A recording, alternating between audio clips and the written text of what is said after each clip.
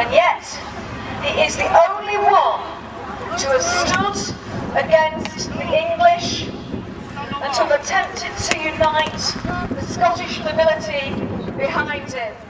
Ladies and gentlemen, give him a cheer as he comes onto the field in the blue and yellow, William Wallace!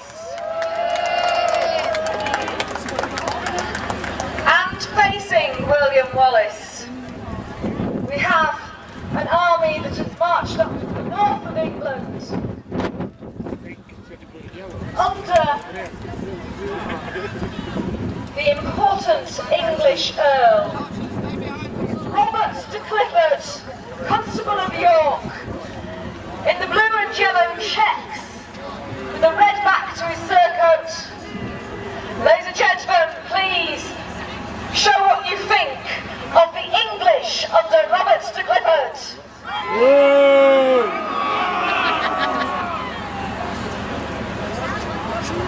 Sorry, that's nothing personal. I know. Now, these two armies are meeting for quite a simple reason. Robert de Clifford and the English have heard about William Wallace and the success that William Wallace has had on the battlefield against the English, burning and destroying English garrisons. So Robert de Clifford has come to try and capture William Wallace. Now, as you can see, the two armies are very, very similar in makeup. Both sides have at their hearts several knights, several important fighters from the nobility of their countries. But at the fringes of each army, the main force of fighting men are spearmen. And both armies use the spear to great effect. It's an incredibly important weapon in the 13th century because it is so effective and, more importantly, so cheap to make. That long wooden pole with a small piece of metal on the end of the spearhead, and you can see how the spearmen fight each other, trying to push each other back. And now the centre of both armies are closing. It's the knights. I'm going to try and point out a few of these knights. We're going to make use of something called heraldry, and that means the designs that the knights carry on their shields and on their long flowing surcoats.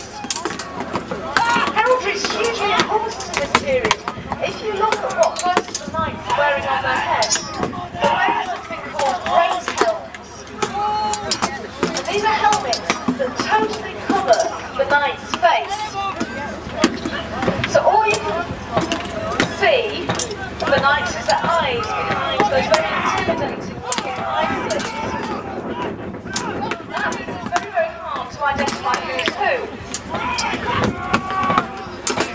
And it's very, very easy to accidentally kill one of your own men, one of your own friends, one of your own allies in the heat of battle if you weren't able to recognise them quickly. Medieval knights adopted a system of heraldry.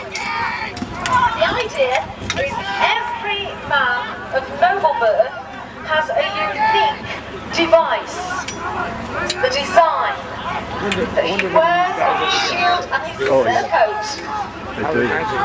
So it's absolutely obvious to everyone who he is. And they will have known each other's heraldry. So for instance, the knight standing right at the back of the Scottish army, the white shield with a blue top to it and 3 white stars, that is Sir Robert Douglas, from the famous Douglas family. They are Robert the Bruce's right-hand men. Whereas the commander of the men-at-arms, in the white surcoat, The blue lion, even more important, that is the heraldry of Edward Bruce. Robert the Bruce's brother. Now you can see the English knights come forward. That is Sir Robert Clifford leading the way. In red, with the gold crosses, that is Sir Guy Beauchamp, Earl of Warwick. In the yellow, with the blue lion, Henry Percy, Earl of Northumberland, another hugely important English knight. In the black, with the white lion, it is Sir John Seagrave, who is shortly to be made Constable of Scotland by the English King. And finally we have the Master of the English Templars in the white, a man called Brian de Jay.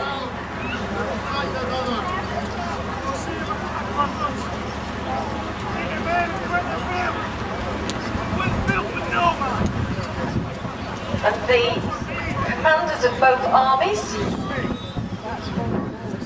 are having what's called a parley. The idea of parley is they're talking to each other to try and persuade the other side to back down, but the English are not backing down, and in fact their archers are shooting at the Scottish knights. And Sir William Wallace having to back down, and they've hit Robert Douglas. That's very bad news, because an arrow wound in this period, no matter how slight it was, could cause a man to die. The reason for that was the archers were incredibly unsporting. Not only were they shooting sharp-tipped arrows with long, what we call bodkin tips, that can penetrate the mail armour at the time. But before they would go on the battlefield, they would dip those arrows in manure, in dung, even in festering wounds, so that the arrows became poisoned. And a man would very often die of a minor arrow wound in horrible agony days after the battle through septicemia.